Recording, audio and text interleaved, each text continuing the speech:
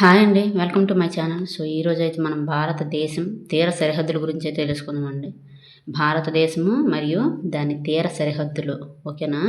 So, first భారతదేశానికైతే దీవులతో కలుపుకొని 7,516 కిలోమీటర్ల పొడవైన తీరరేఖ అనేది ఉందండి. అయితే రీవెరిఫికేషన్లో అంటే ఈ మధ్యనే నేషనల్ మ్యారిటైమ్ సెక్యూరిటీ కోఆర్డినేటర్ ప్రకారం అయితే 3,582.21 కిలోమీటర్లు అనేది కలిసింది ఓకేనా. సో ఇప్పుడైతే ప్రస్తుతానికి 11,098.8 కిలోమీటర్లు ఉందన్నమాట ఓకేనా. సో ఇది మన భారతదేశం యొక్క తీర సరిహద్దు అనమాట ఓకేనా. అయితే దేశంలో తీరరేఖ గల రాష్ట్రాలు మరియు కేంద్రపాలిత ప్రాంతాలు ఏంటంటే 9+4 అండి ఓకేనా. సో అవి ఏంటి వాటి గురించి తెలుసుకుందాం. రాష్ట్రాలు, తీరరేఖ పొడవు ఓకేనా. సో ఫస్ట్ పాతదండి ఇది, ఈ మధ్యన కలిసిన తర్వాత ఇటువైపు రాశాను అనమాట ఓకేనా. గుజరాత్ అండి. సో పాత చెప్పను 1214.7 2,340 కిలోమీటర్లు అనమాట ఎక్కువ. మన భారతదేశంలో తీరరేఖ పొడవు ఎక్కువగా కలిగిన రాష్ట్రం ఏది అంటే Gujarat. Very very very important. ఏవైతే ఇంపార్టెంట్ అదే రాశాను. సో ఇదంతా మీరు ఏం చేస్తారంటే స్క్రీన్ షాట్ తీసి రాసుకోండి ప్రతిదీ ఉన్న. సో ఇందులో ఇంపార్టెంట్ ఎగ్జామ్ వారెంట్లో నేనైతే వేరని చెప్తాను, లేకపోతే కొంచెం వీడియో లెంత్ ఎక్కువ అయిపోతుంది కాబట్టి. సో ఇది అనమాట. ఇలాగ ఈ 9 రాష్ట్రాల తీరరేఖ పొడవు కిలోమీటర్లో పాతది కొత్తది రెండు రాయండి ఓకేనా. రెండు ఇంపార్టెంటే ఓకేనా. ఆప్షన్లో ఏదైనా ఇవ్వచ్చు. సో అందుకే రాశాను ఓకేనా. ఇలాగ ఇవన్నమాట. గుజరాత్, మహారాష్ట్ర, గోవా, కర్ణాటక, కేరళ, తమిళనాడు, ఆంధ్రప్రదేశ్, ఒడిస్సా, పశ్చిమ బెంగాల్ ఓకేనా. ఈ 9 రాష్ట్రాలు రాయండి ఓకేనా. తీరరేఖ కలిగిన రాష్ట్రాలు అనమాట ఈ 9 ఉన్న. ఈ 9 రాష్ట్రాలు పాతది కొత్తది అంటే అది కలిసాక పెరిగింది అనమాట ఓకేనా. అయితే ఎక్కువ తీరరేఖ కలిగిన రాష్ట్రం ఏదంటే గుజరాత్ ఓకేనా. ఇది ఫస్ట్ రాయండి, ఇది ఇంపార్టెంట్. తక్కువ అయితే మాత్రం గోవా ఓకేనా అండి. తర్వాత 2వ స్థానం ఏంటంటే తమిళనాడు, 3వ స్థానం మన ఏపీ అనమాట. సో ఇలాగ ఇది మీరు స్క్రీన్ షాట్ తీసుకోండి.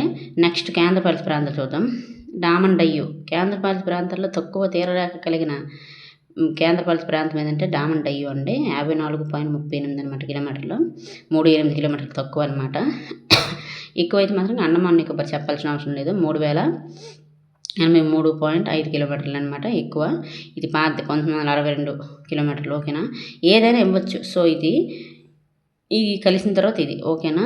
సో ఈ 4 అనమాట. డామన్ డయ్యు, పాండిచ్చేరి, అండమాన్ నికోబార్, లక్షద్వీపులు అనమాట. ఇవి ఈ 4 కేంద్రపాలిత ప్రాంతాలకి తీరరేఖ అనేది ఉందన్నమాట. 4 కేంద్రపాలిత ప్రాంతాలు, 9 రాష్ట్రాలు ఓకేనా. 9 రాష్ట్రాలు ఎందుకంటే మనకి ఇలాగ ఉంటుంది కదా జలభాగం, ఇటు నుంచి అలాగే 9 రాష్ట్రాలు ఓకేనా. అలా గుర్తుపెట్టుకోండి, మీకు తెలుస్తుంది. గుజరాత్ నుంచి పశ్చిమ బెంగాల్ వరకు ఓకేనా. అలాగా మన భారతదేశంలో తీర సరిహద్దు కలిగిన రాష్ట్రాలు ఎన్ని అంటే 9. అలాగే కేంద్రపాలిత ప్రాంతాలు అయితే 4 ఓకేనా అండి. ఇవన్నీ తీరరేఖ కలిగినవి రాష్ట్రాలు, కేంద్రపాలిత ప్రాంతాలు అనమాట.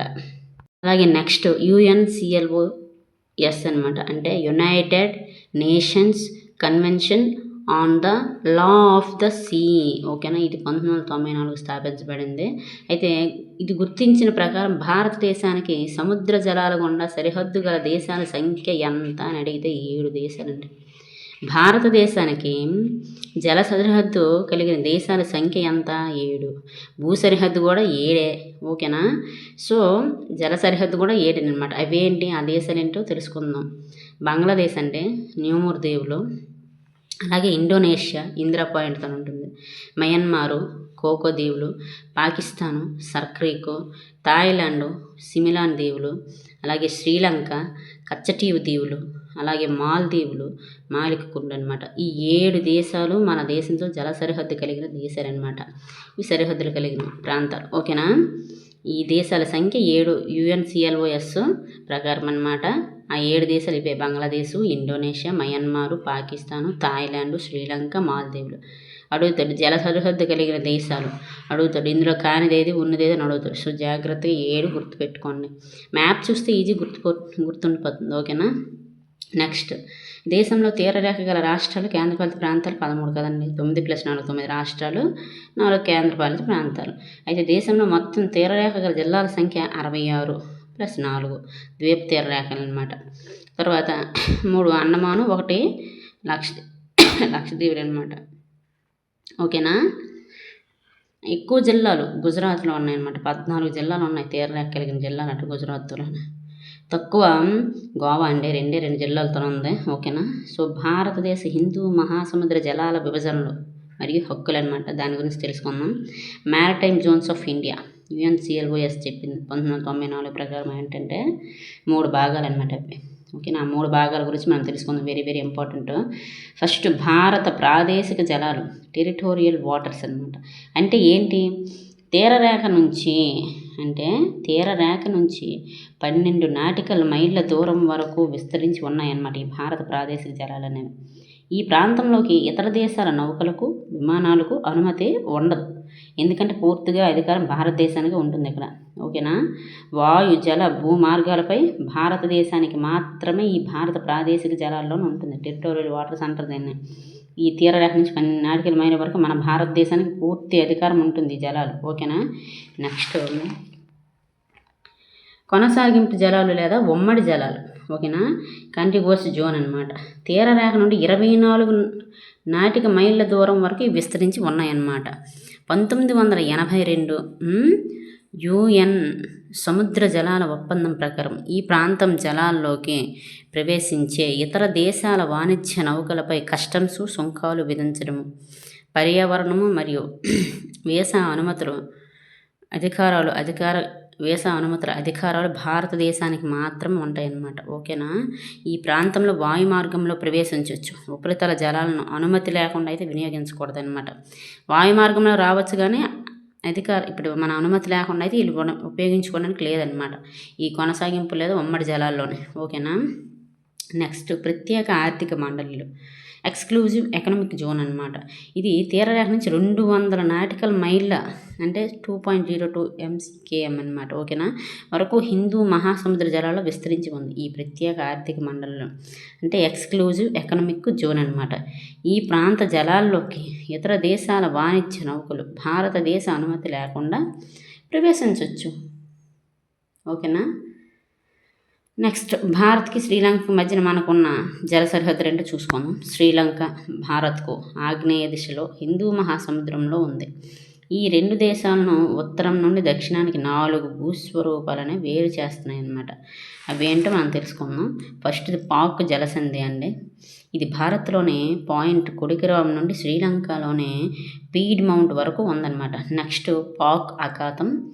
నెక్స్ట్ ఏమో ఆడమ్స్ బ్రిడ్జ్ అండి, అంటే దీన్ని రామసేతు మార్గం అంటారు. ఇది ఒక నిమజ్జిత బెత్తిక అనమాట. ఓకేనా. తర్వాత మన్నార్ సింధు శాఖ భారత్లోని తమిళనాడులోని నాగర్కోయిల్ నుండి శ్రీలంకలోని తలైమన్నార్ వరకు విస్తరించి ఉందండి. సో ఈ 4 మనకి శ్రీలంక మధ్య భూస్వరూపాలు అనమాట, జల భూస్వరూపాలు. ఓకేనా. సో ఇదండి ఈరోజు భారతదేశము దాని తీర సరిహద్దు దేశాలు ప్రాంతాలు. ఓకేనా. గుర్తుపెట్టుకోండి. So very very important. తీర సరిహద్దులు అడుగుతాడు అనమాట. తీర సరిహద్దు గల రాష్ట్రాలు అయితే 9, కేంద్రపాలిత ప్రాంతాలు అయితే 4. గుర్తుపెట్టుకోండి, వెరీ వెరీ ఇంపార్టెంట్. ఎక్కువేది తక్కువేది అని ఉంటుంది. ఎక్కువైతే గుజరాత్, తక్కువైతే గోవా. ఓకేనా. గుర్తుపెట్టుకోండి, వెరీ వెరీ ఇంపార్టెంట్ అనమాట.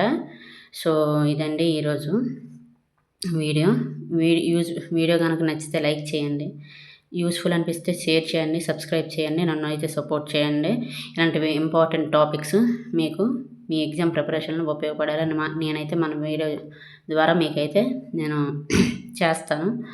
అండ్ ఇంతవరకు నన్ను సపోర్ట్ చేస్తున్న ప్రతి ఒక్కరికి థ్యాంక్ యూ సో మచ్ అండి. మళ్ళీ కలుసుకుందాం మరొక వీడియోలో. Thank you so much.